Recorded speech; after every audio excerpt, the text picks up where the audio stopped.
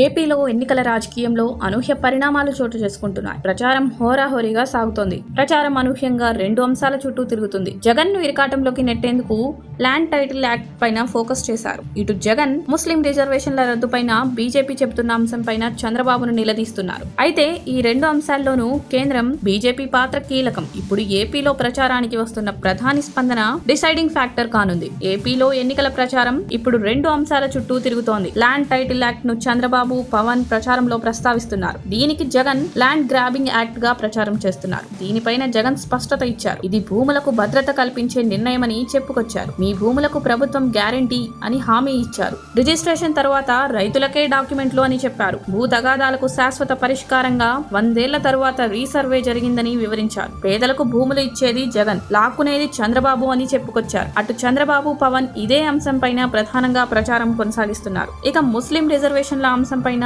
పెద్ద ఎత్తున చర్చ జరుగుతోంది. మత ప్రాతిపదికన ఇచ్చిన ముస్లిం రిజర్వేషన్లను రద్దు చేస్తామని బీజేపీ ముఖ్య నేతలు ప్రచారం చేస్తున్నారు. దీనిపైన ఏపీలో ఎన్డీఏ భాగస్వామిగా ఉన్న చంద్రబాబును వైసీపీ కార్నర్ చేస్తోంది. 600 ముస్లింలకు రిజర్వేషన్లు ఉండి తీరాల్సిందేనని జగన్ స్పష్టం చేశారు. ముస్లింలకు మత ప్రాతిపదికన 4% రిజర్వేషన్లు ఇవ్వలేదన్నారు. వెనుకబాటుతనం ఆధారంగా ఇచ్చిన రిజర్వేషన్లని మళ్లీ ముస్లింల కోసం చంద్రబాబు డ్రామాలు ఆడుతున్నారని ఆరోపించారు. ముస్లిం రిజర్వేషన్లను రద్దు చేస్తామని చెబుతున్న ఎన్డీఏను కాదని చంద్రబాబు బయటకు రాగలరా అంటూ జగన్ నిలదీశారు. అటు చంద్రబాబు రిజర్వేషన్లు కాపాడుతామని చెబుతున్నారు. ఇదే సమయంలో ప్రధాని మోదీ ఏపీకి వస్తున్నారు. ల్యాండ్ టైటిల్ యాక్ట్ నీతి ఆయోగ్ సిఫార్సుల మేరకు కేంద్రం ప్రతిపాదించింది. దీనిపైన ఇప్పుడు బీజేపీ మిత్రపక్షాలుగా ఉన్న టీడీపీ, జనసేన ఈ యాక్ట్ పైన జగన్ లక్ష్యంగా చేసుకున్నారు. అదే విధంగా తెలంగాణలోను ప్రచారంలోనూ బీజేపీ ముఖ్యులు ముస్లిం రిజర్వేషన్ల రద్దు గురించి పదే పదే చెబుతున్నారు. ఇప్పుడు ప్రధాని మోదీతో సహా బీజేపీ కీలక నేతలు ఏపీలో ప్రచారంకు సిద్ధమయ్యారు. ఈ 2 అంశాలపైన మోడీ, కేంద్ర మంత్రులు